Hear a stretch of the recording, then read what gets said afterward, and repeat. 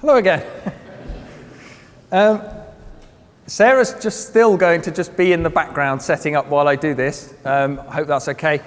I'm here to talk to you about this contraption. This is AMS, which is generally I refer to as acoustic modular system, but it takes a form that's quite specifically derived from a type of synthesizer called a modular synthesizer. And a modular synthesizer is generally a case with a number of standard sized modules that all perform a role, and you patch them together in order to get certain outcomes. In its most extreme form, they are whole wall-sized, like lights and bleepy things all over the place, and literally hundreds of patch cables to make certain joints in the circuit in order to have certain outcomes. Weirdly, in electronic modular land, it doesn't seem to matter how many modules you have. A lot of the output is kind of blip, blop, blip, blop, blip, blop, blip, blop, blip, blop, blip, blop, blip, blop, blip, blop, that sort of thing, right? Which is all good, but sort of strange that is how it often comes out. The principle for arriving at that, though, is a series of choices that the musician makes in what each of those modules does. So they are the really lovely thing about modular synths is that they each perform such a very tiny specific role. And because of that, you end up with people being able to adapt their system to do exactly what they want it to do. And also as a synth maker, it's a very different proposition to someone who's making let's say, well, I can't actually point to anything here that's similar, but if you buy a synth built into a keyboard, the person who builds that synth, the company that builds that synth, they have to think in terms of how do I make the keyboard, first of all? How do I make the casing? How do I then make an oscillator that then patches into a sequencer that patches into an oscillator that then patches into a filter bank that, so on and so on and so on. With modular gear, it's lovely because you don't think in those terms as a maker. You might have a really strange idea, like it might be, I want a module that when I stick soft fruit on a surface, it makes squelchy noises. That can be a module that you can manufacture and sell, because someone would probably want that. I mean, I would. Who wouldn't? Someone will want that, and then you don't have to worry about what sounds does it make, because that's what happens later down the line with someone else's module. So when you're building modular systems like that, which is the core of quite a lot of my work, it's really nice because I can think in those terms with the things that I'm making as well. So if I want just to extend what it can do to a very specific end, I can just build a new module for it. I should say at this stage, when I say I can just build a new module for it, the true process is I phone up Richard, and Richard, sat back there, we chat at some length about what specifically it needs to do. Richard then mostly just builds the module, and then it turns up. And I use it, and then we tweak what it does. And then quite a lot of the time as well, I will build versions, like multiples of a module. So another thing that happens in modular land is you might have a single oscillator module, for example, which will probably go blip, blop, blip, blop, blip, blop, like that. You can then have two of those by buying two, and you just plug them together and you've got two. That applies to many of these modules. So for example, these modules that you see here, there's 4 of those they're all duplicates of one another. But if you want to hit more things, you need more modules. So that's the principle of how it works. Until I started my research, I would have said an acoustic modular synth is a new thing. Don't know. In my head, it was a new thing, and I think as formally structured as a modular synth as this is, it is quite new ground. But there are lots of people, Tim's also one of them really, who are making acoustic modular systems and instruments that aren't so strictly modular synth based, but are in every other sense modular and acoustic. So there's a lot of interesting work that I've found through doing my research. I don't know if any of this is making any sense in terms of what it actually does. So I think probably one good way to go through what it does is to show you some of the different modules. We'll start with, as I've mentioned it already, we'll start with this. Oh, I'll mention as well how these leads are what you end up with, loads of patches all around the place in order to make up, well, actually they're called patches. So when you patch a series of wires together, you end up with a patch, and that patch makes a certain outcome happen. It does that all over something called a standardized format, basically called control voltage. And for anyone who's familiar with MIDI, so MIDI, you press a key on the keyboard, say, the extent to which you press it, where it is on the keyboard, what else? Oh, the on-off state of the key. Those are all things which happen in MIDI, but can also be transmitted over something called control voltage. So if I can actually make a control voltage. Maybe I could show you this as one of the easiest demos. If I take, I haven't quite worked out a way as well, and this is often a thing with modular, I haven't quite worked out a way to show you the instrument but not turn my back to you. I mean, basically, it's one or the other. So if I take this module, which is a very recent, in fact, it's very prototypey still. Let's plug that into. So this is always the fun bit, finding the leads.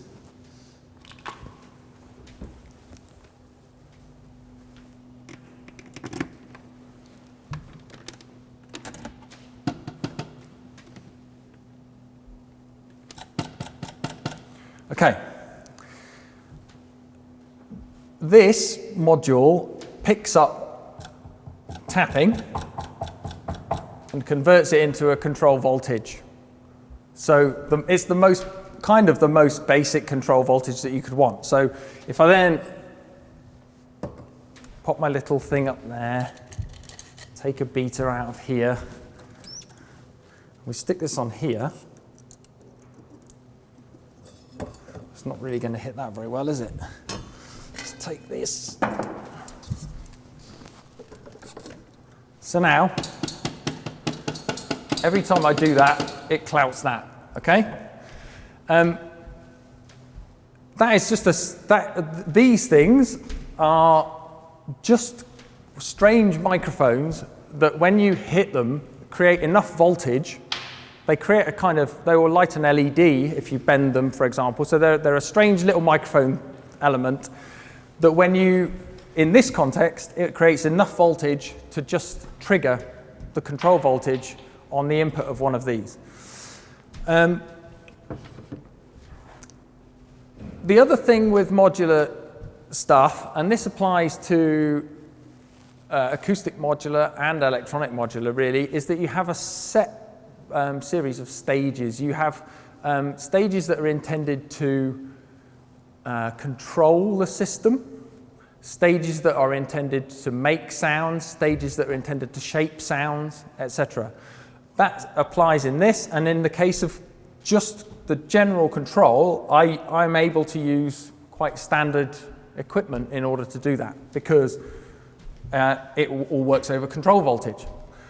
So this keyboard can be plugged directly into one of these. If we take one of these wires.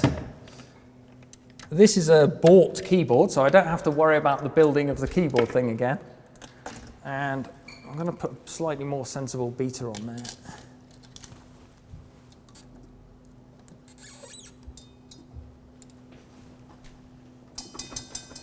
So now when I press this key on the keyboard, then it does the beater. But because it's a clever keyboard, you can record things into it and it'll keep playing those repeatedly. You can, because again, I don't have to design all of this stuff. Some of it is already designed for me. So now I could make this like randomized, if I can remember how to do that. Yeah, that.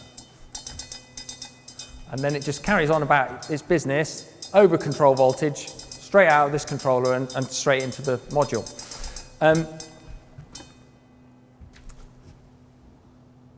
There's a number of, I don't know how nerdy I'll really want to be about some of this, but there's a number of design considerations with an acoustic modular synth which are very unusual, and Sarah. And we've really strived to consider in quite some depth. So I think firstly, an element of all of my work when thinking about modular instruments is to think about the modularity right to the end of any chain. So just keep getting more and more. It's almost like, I've referred to it in the past as fractal modularity, because basically you've got modular on top of layers and layers of modularity. So if I take, this is the good case in point, I can just swap a beater out, and normally in these sorts of these mechanized robotic drum machines, you will have a system where you have a beater that's always the same. It's always hitting in exactly the same way. You might be able to change something like the velocity of the hit, but there's very little else that you can do to change it. Whereas in the context of AMs, you can change the beater entirely. If you change the beater entirely, you get quite a different sound, like a much harsher sound or whatever.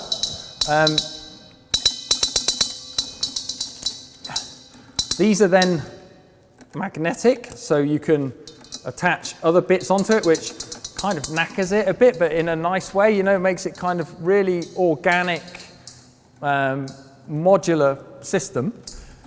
Also, the whole thing is on a posable arm, so if I've got it playing a thing, and I want it to kind of strike it in a different manner, and I can just move the arm and the whole tone of the sound changes. Or if I want to turn it off, but I can just turn it off that way, which is it's a very unusual way to be able to turn it off, but it's still doing its thing, but it's turned off. It has a series of other clever controls. For example, you can alter how hard it hits. So it doesn't have to always be a full-on thwack. It can do quite subtle percussive feathering kind of hits.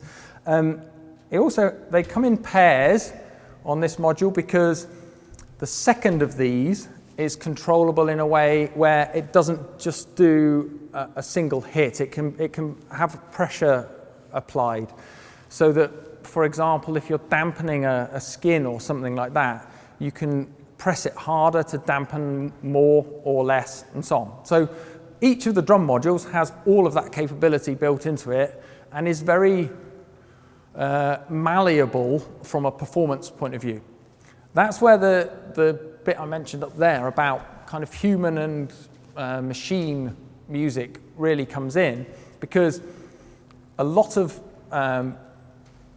computer-controlled musical machines especially are hard to adapt in real time. And if you think about mechanical musical instruments from times before, like, I don't know, let's go right back to the 1800s, early 1900s, those sorts of machines really were not designed for a player. They were designed to have a sheet of card with punched holes that would faithfully reproduce the music that it was fed.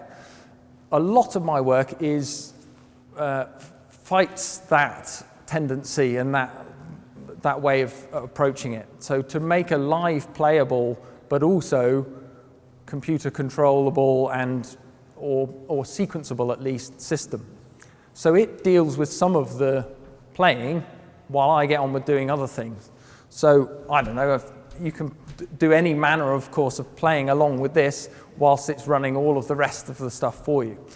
I'll quickly demo, I'll just quickly run through a couple of the other modules. So all of this modular gear is kind of weird when you see module performances, because quite a lot of it is just I was going to say guy, but it's often a guy. But anyway, someone just patching leads all over the place, and it's hard to tell what's going on.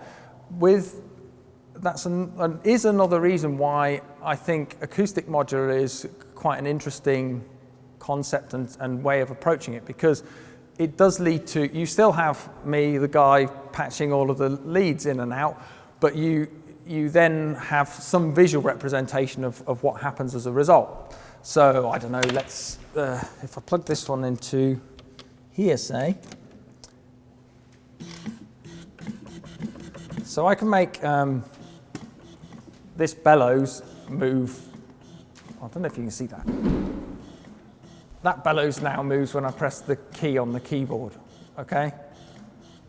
As I said before, if you do need to come up and have a look, you can have a look. So if I it doesn't make an awful lot of sense unless I put a pipe on it. So if I put a pipe on there, and that's still probably sequenced.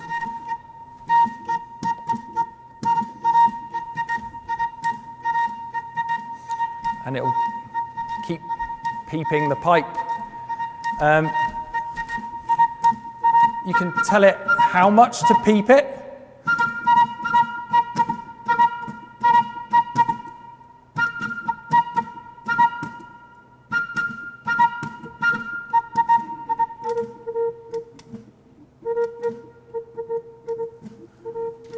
And it'll just keep doing the rhythmical pattern, but with that control over how it does it.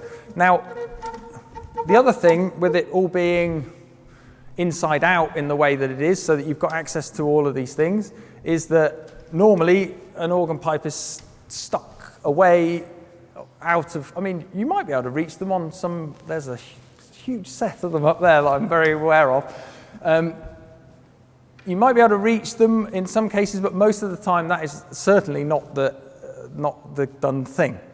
In this case, I mean, I don't know, let's, you can just,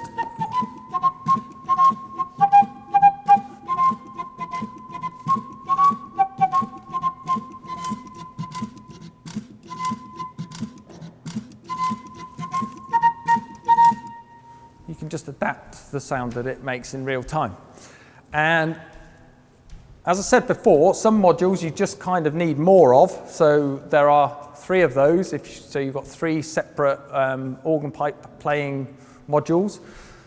These ones next to them, so I've kind of paired them up because they're quite useful to work together. These ones next to them use a different type of way of blowing into organ pipes. So they use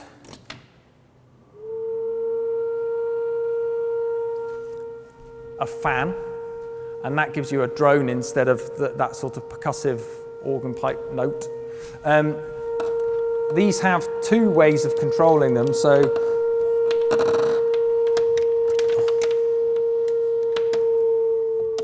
this is the bit where the guy plugs in all the cables and stuff. If you give this a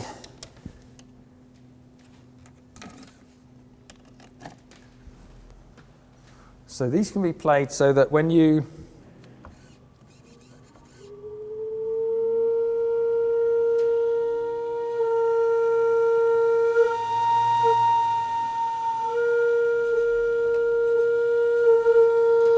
it's not a very good demo because the organ pipes are tuned to the same note. Let's try it with two differently pitched ones.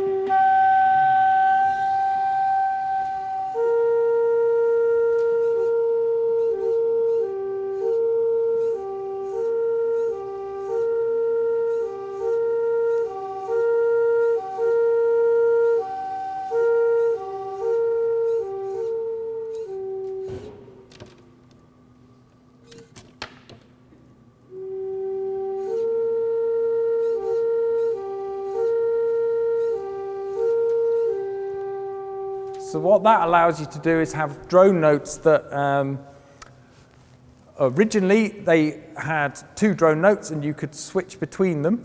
You could also kind of rev up the fan so that it blows harder through the pipes. What it now has is an option to kind of give it an in-between note so that it'll play chords across the two notes to varying degrees. So you can have it settle on quite awkward harmonies just because one pipe is not being blown quite enough. So it sounds a bit off, which is the kind of part of the name of the game, really. I'm just wondering about time. What time is it? past. Fairly soon I'll be stopping, so I'm going to ask if anybody has, and I don't know, I've probably left lots of things unsaid. I'm going to ask if anyone has any questions about AMS. When you do a performance, Yes. do you actually have to pick music in order to remember? Tonight is the first performance. Repeat the question back. I need to repeat the question. The question was, oh God, I'm not, God, anyway, sorry, a bit tired. The question was, when I do a performance, do I have music that I work from? And the answer is tonight is my first performance. But I mostly do semi-improvised live performances. So I will have done, and in this case I've done some, but not maybe enough. I will have mostly done quite a lot of rehearsal and understand some of the structure of what I'm going to do. But then a lot of decisions are made on the fly. Things don't come out quite the same, so I just go with that instead, or that sort of thing. Any more questions? I was just wondering what you're trying to achieve. The question was, what am I trying to achieve? Or is it just research? Well, I don't know, really. I don't know.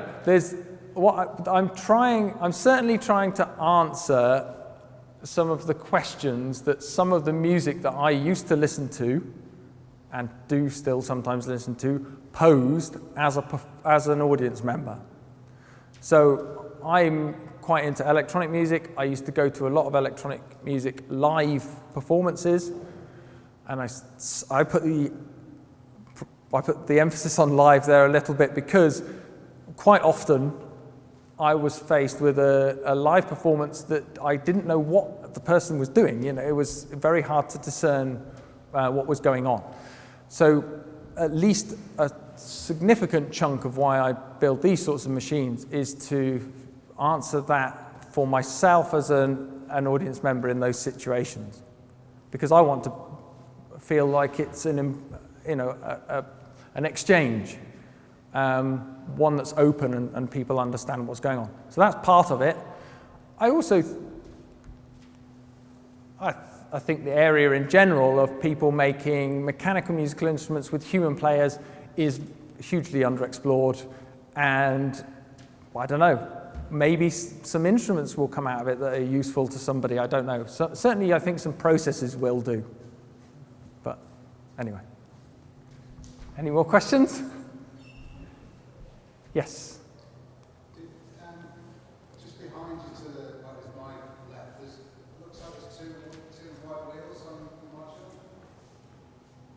These. On the left-hand side, Yeah, these two. Did you cover, was that part of the first bit that you, is that something you haven't shown us? No, that's something I haven't shown you. One of the question was about these two modules here and what they do. This one is a control module, and what this one does is it spins, and it has these funky platters on. It has a kind of magnetic platter on it. So you can place one of these on, and it spins, and then onto that you can place these things, and then as it gets close to that sensor, it outputs CV. So it's basically a tiny little platter sequencer that can run at X speed, like you set it to a speed, and that'll output, like I'll plug it into something and then you'll see. I need to get the right cables.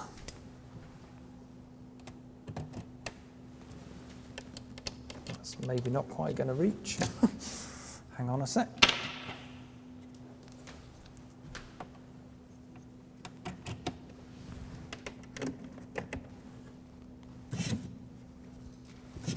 So every time that passes there, it causes that to do its thing.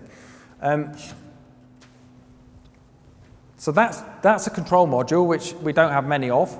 And then this one was originally intended to, believe it or not, to turn over one of those cow toys that goes whenever you gave it CV and gate. Now I've made it into another magnetic platter one, but side on, and the way that makes kind of textural noises when you attach metal objects to it. It kind of rattles around and makes textural noises. Actually, I think that's very briefly. I'll just mention something along those lines. So the texture of sound is more, you will never guess this from listening to what you've heard so far. The texture of sounds is what I'm more interested in than playing a tune. So the texture and timbre of sounds and how drones and those sorts of sounds and scratchiness and all of that stuff, that's just of greater interest to me than being able to play, get this machine to play a sonata or whatever. I mean, also, getting it to play a sonata is quite hard. I won't deny that. But it's just, for me, aesthetically, as a musician, it's of more interest that it makes this range of interesting textural sounds above normal notes.